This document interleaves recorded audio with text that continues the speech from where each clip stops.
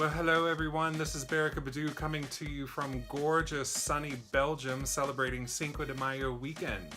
Well, as we start out this week, we notice there's a kind of pivotal moment in the energy challenging conventional wisdom in our spirit. But in terms of putting mind and action together, getting all of these little puzzle pieces together could be a little difficult. As we put these puzzle pieces together, the big picture also has to be aesthetically pleasing. How the heck are we going to pull all this off within our own limitations and around our duties? Now, as we start out the weekend on Friday, we might find some moments of awkwardness, an urge to vanish and put a little powder on our nose. Let the healing process reintegrate some beauty sleep.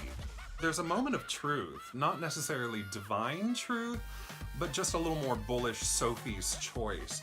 We're going to have to recheck our wisdom and see if we can really make decisions effectively for ourselves. And this puts a focus on Jupiter and what exactly it's doing by throwing all of its support in this grand fashion towards a goal of power and progress. Now on Saturday, the moon moves into Capricorn and we have this square off between Mercury and Mars and Pluto and Lilith conjunct together with the moon. You cardinal signs might be feeling very high energy and a little bit tense and jumpy this weekend, so you might come across as a little bit brusque. You probably want to back off and give everybody the space and peace of mind that everybody needs to stay on track. Expect to feel knocked out if we keep pushing this agenda of ours and getting a little too extra. Remember that this is the year of the Earth Dog, so heal, boy, heal. Now on Sunday 5/6, we find the moon coming into alignment with Uranus, Mars, Venus, Chiron, and Jupiter. So it's going to be a very temperamental, moody temper. It's going to be even difficult for Virgos, especially difficult for Virgos on Sunday. We're going to have to figure out what exactly is holding up our progress and why. We'll feel the effect for the next 4 days. As if the energy is just being sucked out of us. There's been so much darkness washed out into the light because of this Jupiter and Scorpio cycle that it might come into conflict with what we know and feel to be good ideas and not so good ideas. So forget vanity, reinstall your sense of joy, luck, and remember, if you're feeling angry, you can use that to break out of a box. On Monday, you're able to get the week off to a good start because you find yourself still hungry for information, and you're going to be cracking some books and you're going to want to look deeper into research and development of your knowledge base. If you have any weird dreams or you've got yourself feeling a little bit awkward, you still would be able to get things off. The moon is in Aquarius and it's coming into a grand cross with the sun and with Jupiter and the nodes. So you could feel like a deer in headlights, and decision making could be a little bit too much for your feelings and your emotions. You just want to put your higher self on a shelf for a second. The question is, are we going to be lazy and go low, or are we going to go high and just slap some rosemary and cucumber on it? Now on Tuesday, 5/8, we're going to see the moon move into sextile with Mercury and Uranus. So there's going to be a mood to restore reason and mend fences. Now, Venus and Mars and Jupiter and Pluto have been exerting all of this existential pressure on Chiron, Aries, Pluto, and Pallas, respectively. And it's time to let the big planets pick on somebody their own size. It's tough being a dwarf planet. There's so much existential angst to deal with. Now on Wednesday, 5/9, we're going to see this as a safe day to call a break on all of this work going on a week. Blow the whistle on all of this whistle blowing, and especially on this mania for wealth, power, and prestige that Jupiter's been loaning to the Triple Entente in Capricorn like some kind of rabid cookie monster. In fact, on Wednesday, we're going to start seeing one of the major aspects of the month come into focus, which is Mars square to Uranus.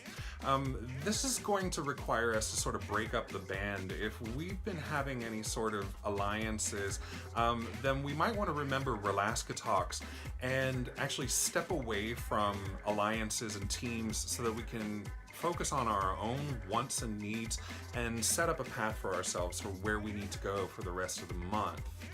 Now, Wednesday is also important, not just because the moon is moving into Pisces and it's giving this softening aspect, but we can recognize that we can stop at any time and get off the ride.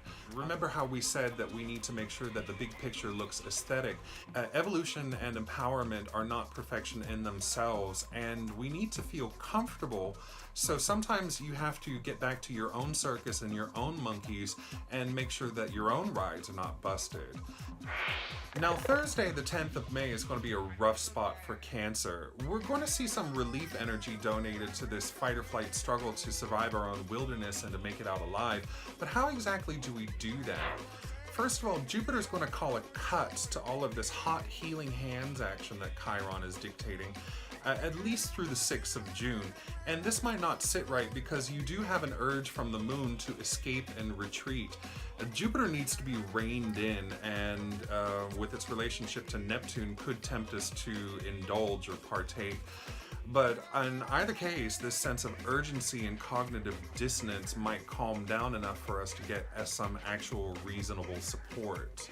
Now, on Friday, May 11th, we see the big countdown towards Uranus's big plop into Taurus finally starting off with the peak of 3 of these astrological constellations that have been affecting us this week. But there's a problem with our mouths as Mars comes into its tightest square with Mercury. It's going to be an especially rough day on Leo, so y'all in the large cat suits, get yourself a romper and get real comfortable. Or we're going to feel like our progress is being held up. Our temper is going to have to be held into check, and if we don't want to hurt people's feelings, we should probably be a little bit more quiet.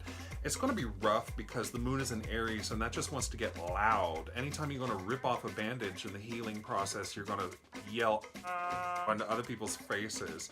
Ceres is also going to be ditching that North Node shell and coming out of their comfort zone just a little bit, so you'll be able to make some choices and commit to them. So don't worry about being needy. Celebrating birthdays this week. On 5/5, legendary comedian Michael Palin of Monty Python's Flying Circus fame. Then on May 6th, the birthday of scoundrel of Hollywood cinema Orson Welles. Ay, que feo. May 8th, Enrique Iglesias. Ay, que guapo. Este nene chulo que me acuerdo de mis días en Miami in high school, helping each other out. And then on May 10th, who said that Taurus can't move light as air? Mr. Fred Astaire, who danced his way to our stars and our hearts. And then on Friday, May 11th, Oshun's Day, of course, the only Kardashian I'll ever talk about, the luscious Black China. Well, thank you guys. I will catch you all next week for the weekly weather. And until then, muy feliz Cinco de Mayo. And remember, don't drink and drive. For the One Tribe Worldwide, I'm Bearykah Badu. Oye, pero lluvia en red y don't panic.